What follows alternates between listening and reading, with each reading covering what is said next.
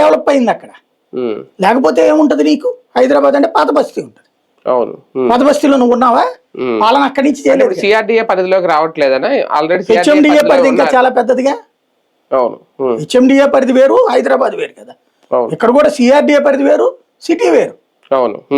హైదరాబాద్ లో ఎట్లయితే మిగతా అన్ని కలిసినాయో అమరావతిలో మిగతాది కలుపు. ఇక్కడ దరిద్రం ఏంటంటే హైదరాబాద్ అనే మహానగరంలో పంచాయతీలు, మున్సిపాలిటీలు కలిసినాయి. ఇక్కడ మా దరిద్రం ఏంటంటే విజయవాడ, గుంటూరు అనే కార్పొరేషన్ తీసుకెళ్లి పంచాయతీలో కలుపుతున్నారు. అది బాధ. ఇక్కడ బాధ ఏంటంటే ఓ స్థానికుడిగా ఉండేటటువంటి మాలాంటి వాళ్ళకి విజయవాడలో అమరావతి కలపాలా, అమరావతిలో విజయవాడ కలపాలా? వీళ్ళు చేస్తోంది ఇప్పుడు అమరావతిలో విజయవాడ. అది అంటే ఏది చీమ మీద ఏనుగు ఎక్కిస్తున్నారు. అవును. కానీ ఒకటి, నిర్మాణాల విషయంలో నిజంగా జగన్మోహన్ రెడ్డి గారు ఒక మొన్నటి వరకు పోరాటం చేశారు. మామూలుగా బయట 5,000కి స్క్వేర్ ఫీట్, 6,000కి, 7,000కి, 20,000, 25,000 తీసుకుంటున్నారని. అది ప్రజల్లోకి వెళ్ళలేక పక్కకి వెళ్ళిపోయింది కాబట్టి ఇప్పుడు మామూలుగా ఈ టాపిక్ తీసుకుంటున్నారు.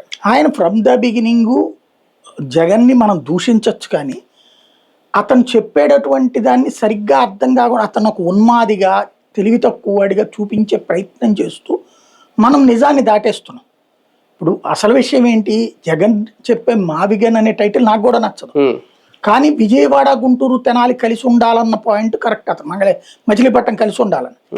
ఇదివరకు కూడా అతను చెప్పింది విశాఖపట్నం అన్నది కూడా